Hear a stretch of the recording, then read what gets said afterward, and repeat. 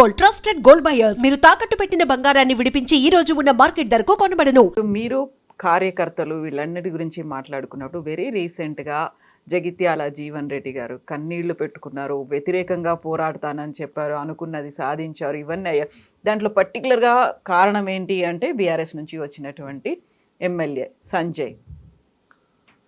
నేను ఒకటే చెప్తా చూడండి, రాజకీయాలల్లో మనం కంటిన్యూగా సర్వైవ్ కావాలంటే ఒకప్పుడున్న ఎథిక్స్, ఒకప్పుడున్న మొరాలిటీస్ పబ్లిక్ దగ్గర లేవు, నాయకుల దగ్గర లేవు, సిస్టమ్ దగ్గర లేవు. సిస్టమ్ అంతా total from the grass root to top leadership. అంటే ఒకప్పుడు రాజకీయం ఒక కులం, కమ్యూనిస్ట్ భావాజాలం ఉన్నోడు లెఫ్ట్ భావాజాలం, రైట్ వింగ్లకు రాలేడు, ఐడియాలజీ అట్లనే ఉంది, ఐడియాలజీ కోసం చచ్చిపోయేవాళ్ళు. పార్టీ ఒక సిద్ధాంతం. ఇదే మన నల్గొండ జిల్లా కానీ మీ వరంగల్ కానీ ఇంకా పక్కన ఉన్నటువంటి కమ్యూనిస్ట్ గడ్డలు ఇవన్నీ. అక్కడ ఊర్లల్లో చంపుకుంటోళ్ళు కానీ ఈ డబ్బులు ఉండకపోయేది. రాజకీయం అంటే టికెట్ ఇస్తే ఇది ఇది ఇది అంతే, డివైడ్. వీడు వీన్ సైడ్ వచ్చేటోడు కాదు, వీడు వాన్ సైడ్ వచ్చేటోడు, మాట్లాడుకుంటోళ్ళు కూడా కాదు ఊర్లలో. అటువంటి రాజకీయ నేపథ్యం ఉన్నటువంటి పరిస్థితి ఈ రాష్ట్రంలో ఉండే. ఇప్పుడు ఏమైపోయిందంటే పొద్దున కలిసిన వాడిని సాయంత్రం అడగాల్సి వస్తుంది, ఇంకా ఉన్నావు ఆ పార్టీలో అని. ఇప్పుడు ఏ పార్టీ అంటే వాడు పొద్దు మధ్యాహ్నం మారినేవనని మనం చూసుంటాం కదా టీవీలో. అటువంటి పరిస్థితుల మరి పైనుంచి కింది దాకా కూడా అదే వ్యవస్థ నడిస్తేనే పైన పార్టీ నిలబడుతుంది. ఈరోజు సర్వైవల్ కోసము ఇదే కేసీఆర్, ఇదే వీళ్ళు మాట్లాడుతారు. అసలు ఈ వలస రాజకీయాలని ఎంటర్టైన్ చేసిందే పోస్ట్ 2000 ఎలక్షన్స్. పోస్ట్ 2000 అంటే నేను అనేది 94 తర్వాత కావచ్చు ఈ ట్రెండ్ స్టార్ట్ అయింది. అంటే చంద్రబాబు నాయుడు, రాజశేఖర రెడ్డి ఈరా నుంచి మొదలైంది, అంతకుముందు లేదు. మొత్తం పార్టీ మారే రాజకీయాలు లేవు. రాత్రి గెలిచిన ఎమ్మెల్యేలు పోయి వేరే దగ్గర జాయిన్ అయ్యేది లాస్ట్ 20-30 ఇయర్స్ నుంచి మొదలైంది. అది ఇప్పుడు పీక్ వచ్చింది. సర్వైవల్ ఆఫ్ ద ఫిటెస్ట్ అంటారు దీన్ని. Struggle for existence, survival of the fittest. ఇవన్నీ కూడా ఏంటంటే నీ పార్టీ ఎమ్మెల్యేలను వేస్తా అంటే నా పార్టీ ఎమ్మెల్యే నువ్వే చేయదని నీ పార్టీ ఎమ్మెల్యే నేను వేస్తానే వేసుకున్నాను. కాంగ్రెస్ పార్టీలో గెలిచినటువంటి పరిస్థితి ఉన్నప్పుడు ఇదే కేసీఆర్ గారు కనుక ప్రతిపక్ష హోదా లేకుండా చేయాలన్న పిచ్చి ఆలోచన రాకపోతే ఈ రాష్ట్రం ఇంత లూటీ అయ్యేది కాదు. ఇలా కేసీఆర్ ఫామ్ హౌస్లో వండుకుంటాడు కాదు. ఆ తిక్క ఆలోచన ఏదైతుందో అసలు ప్రతిపక్షమే లేకుండా చేద్దాం, అసెంబ్లీని నిర్వీర్యం చేద్దాము, ఎవడు కూర్చోద్ది కుర్చీలల్లా అని చెప్పి మేమే కూర్చుంటాం, మేమే మాట్లాడుకుంటాం, మేమే ఏకాపాత్రాభినయం చేస్తాం అనుకోవడం వల్లనే ఈ రాష్ట్రంలో ఏ నిర్ణయం తీసుకున్నా చర్చకు రాలే. కాళేశ్వరం ఎందుకు కడుతున్నాం, ఈ లక్షల కోట్ల అప్పులు ఎందుకు అవుతున్నాయి, కరెంట్ ఎక్కడ కొంటున్నాం, ఏ రేటుకు కొంటున్నాం, ఏ జీవోలు ఇస్తున్నాం, ఎన్ని చీకటి జీవోలు ఇస్తున్నాం, ఇవన్నీ ఎందుకు చర్చకు రాలేదు? ప్రజలు వేసిన ఓట్ల ప్రకారం ప్రతిపక్షమే లేకుండా నువ్వు అందరినీ తీసుకొచ్చి నీ బుట్టలు వేసుకొని కాంగ్రెస్ పార్టీకి అసలు అపోజిషన్ లీడర్ లేకుండా చేయడం వల్లనే కదా ఈ ఒరవడి స్టార్ట్ అయింది. ఆయన వల్లనే ఈరోజు అనుభవిస్తుండు కూడా ఆయన దానివల్ల. ఇప్పుడు ఈ 10 మంది ఎమ్మెల్యేలు కాంగ్రెస్లో ఉన్నారా, బీఆర్ఎస్లో ఉన్నారా? వాళ్ళే చెప్తారు కదా అని మళ్ళీ నన్ను అడుగుతారు ఏంది. కాకపోతే అదే వాళ్ళు ఇచ్చిన స్టేట్మెంటే నేను ఇవ్వాలి తప్ప వాళ్ళు ఏ పార్టీలు వాళ్ళు ఇచ్చినాక వాళ్ళే పార్టీలో నేను ధృవీకరించేది ఏంది. స్పీకర్ మాత్రం వాళ్ళు అదే పార్టీ అని చెప్పినప్పుడు కూడా సంజయ్ తో పాటుగా గద్వాల కృష్ణమోహన్ వాళ్ళు కూడా మున్సిపల్ ఎన్నికల్లో కాంగ్రెస్ పార్టీకే ఓటేయమని చెప్పిండ్రు, కండువాలు వేసుకున్నారు, మీ ప్రచార రథాల మీద తిరిగిండ్రు. మరి ఇప్పుడు జీవన్ రెడ్డి ఏమో కన్నీళ్లు పెట్టుకున్నారు. నేను అనేది ఏంటంటే అండి, జీవన్ రెడ్డి గారు అర్థం చేసుకోవాల్సింది ఏంటంటే కాంగ్రెస్ పార్టీ కేసీఆర్ లాంటి దురందర్ని పక్కకు తోసిందంటే వాళ్ళతోటి ఆకనే కదా రేవంత్ రెడ్డి చేసింది. ఇదే జీవన్ రెడ్లు ఇదే రెడ్లు ఎప్పటి నుంచో ఊరు కదా. కేసీఆర్ అనే సాఫ్ట్వేర్ని అర్థం చేసుకోలేకనే కదా మనం అధికారంలోకి రాంది. సోనియా తల్లెమ్మ అని మనం అందరం సోనియమ్మ ఇచ్చిన తెలంగాణనే మనం సోనియమ్మ ఇచ్చిందని చెప్పుకోకనే కదా ఈరోజు అందరం ఏడుస్తుంది. అసలు కేసీఆర్ అనే వ్యక్తి 2014లో ముఖ్యమంత్రి కాకముందు ఆయన ట్రై చేసిండు కాంగ్రెస్ పార్టీలో మెర్జ్ చేద్దామని. ఎస్ మీరు తెలంగాణ ఇచ్చేరు, ఈ పార్టీ వద్ద ఏముంది అందరం కలిసిపోదాం అంటే వీళ్ళు ఒప్పుకోలే కదా. అలా వాంది ఏముంది, వాని స్టేకే లేదన్నారు. మేమే అసలు చూడండి మేడం ఇట్లా పోయి కొట్టుకోసామన్నారు. ఏం చేసిర్రు?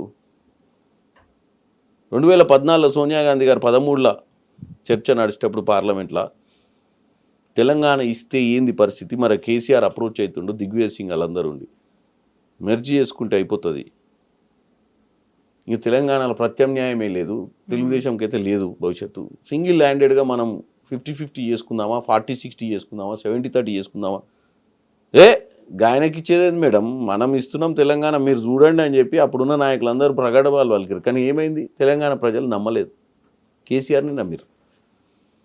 ఈరోజు కేసీఆర్ని తట్టుకొని రేవంత్ రెడ్డి గారు ప్రభుత్వంలోకి వచ్చిన తర్వాత ఏ పని వల్ల మనం కొంతమంది ఎమ్మెల్యేలను పార్టీలకు తీసుకోవాల్సి వస్తుంది, ఎందుకు తీసుకోవాల్సి వస్తుంది, ఎందుకు వాళ్ళందరూ ఈరోజు మన పార్టీ మద్దతుతో అక్కడ ఉంటుర్రు అనే అంశాన్ని జీవన్ రెడ్డి లాంటి సీనియర్ నాయకులు అర్థం చేసుకోవాలి. ఇది ఎవరు నేర్పిన విద్య అని. ఇందాక మీరు అన్నారు, ఏమన్నారు, అది సర్వైవల్ ఏమన్నా, మీరు కొత్త స్ట్రగుల్ ఫర్ ఎగ్జిస్టెన్స్ అనేది. రాజకీయాలు వాళ్ళు అనుకున్నప్పుడు వాళ్ళు ఓల్డ్ సాఫ్ట్వేర్ అయిపోయారు, రాజకీయాలు మారిపోయినాయి. ఇప్పుడు రాజకీయాలు లెక్క ప్రత్యర్థి చేసే రాజకీయాన్ని కూడా మనమే చేయాలి. ఆయన ఒక ఆట ఆడుతుంటే మనం ఒక ఆట ఆడతామైంది. ఆయన క్రికెట్ ఆడదాం రా అంటే నాకు క్రికెట్ కాదు, నేను కాలుతోడుదంతా చేయితోడు కొట్ట అంటారా ఏంది? సో కాబట్టి ప్రత్యర్థి నేర్పిన ఆటలనే మనం ఆడాలి. వాళ్ళు మారలేదు, పార్టీ వాళ్ళు అక్కడే ప్రూవ్ చేయండి. ఇప్పుడు మరి జీవన్ రెడ్డి బీఆర్ఎస్ వైపు పోతారు అనే ఒక మాట వినిపిస్తుంది. నేను అనేది అది జీవన్ రెడ్డి గారి సొంత నిర్ణయం అండి. జీవన్ రెడ్డి గారిని కూడా పార్టీలో ఏదో ఒకటి అకామిడేట్ చేసి ఆయనకున్న పరిస్థితి, ఆయనకి ఏమీ లేదండి చెప్పండి. పార్టీ ఎమ్మెల్సీ ఇచ్చింది, ఎమ్మెల్యే ఓడిపోతే, మళ్ళీ ఎమ్మెల్యే ఓడిపోతే మళ్ళీ ఎంపీ ఇచ్చింది నిజామాబాద్కు.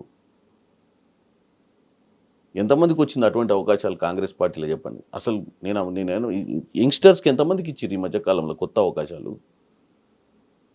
ఓటమి ఎన్ని ఇచ్చింది పార్టీ వాళ్ళకు?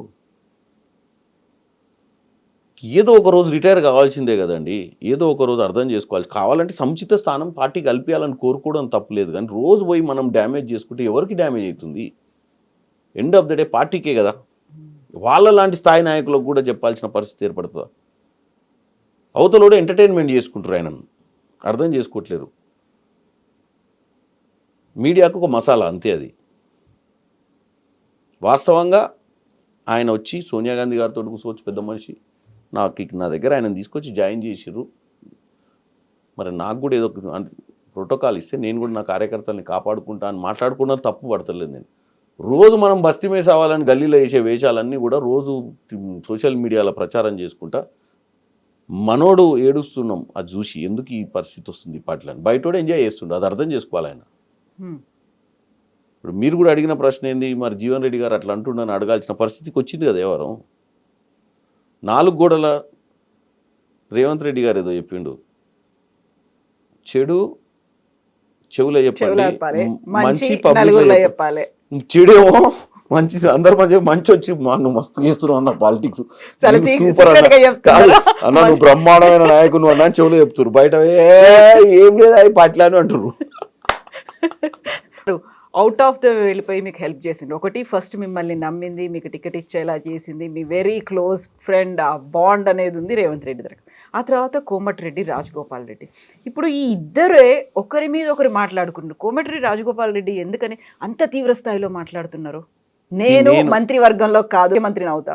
బేసిక్గా పాలిటిక్స్ లేదంటే is a very good human being. అప్పుడప్పుడు ట్రిగర్ అవుతుండొచ్చు, అప్పుడప్పుడు కొన్ని సందర్భాలు ఎవరన్నా పక్కనున్న వాళ్ళు అని చెప్పొచ్చు, కానీ కొంచెం ఆలోచించి ఇటువంటి సెన్సిటివ్ ఇష్యూస్ ఇవన్నీ నేను కూడా ఆన్సర్ ఇవ్వాల్సిన పరిస్థితి లేదు. ఎందుకంటే నేను ఓన్లీ సజెషన్ ఏమనుకుంటా అంటే, నేను రాజగోపాల్ అన్న శ్రేయోభిలాషిని కాబట్టి అధిష్టానానికి ఒక నాయకుడు రాజగోపాల్ రెడ్డి లాంటి గారి నాయకుడికి ఏదో చేయాలనుకుంటారు. కాకపోతే మనము ఎప్పుడైనా మాట్లాడినప్పుడు అదేమవుతుందంటే పక్క పార్టీలలో మీడియా దాన్ని వక్రీకరించో లేకపోతే దాన్ని యూజ్ చేసి దాన్ని తప్పుడు ప్రచారం పంపినప్పుడు ఇంకా ఎక్కువ డ్యామేజ్ అవుతుంది పార్టీకి. సో వీలైనంత మటుకు క్లోజ్ డోర్లో చర్చలు చేసుకునే అవకాశాలు ఏదైనా ఎత్తుకుంటే బెటర్. ఎందుకంటే ఆయన is the most potential leader, there is no doubt. But ఈ ప్రొవోకింగ్ స్టేట్మెంట్స్ తోటి ఏమవుతుందంటే డ్యామేజ్ అవుతుంది. నా బాధ అంతా అదే. ఏదన్నా చర్చ చేసుకుంటే మంచిదే కదా, అధిష్టానం ఏదో మంచి నిర్ణయం తీసుకుంటుంది కదా, లీడర్లు అవసరం కదా పార్టీకి.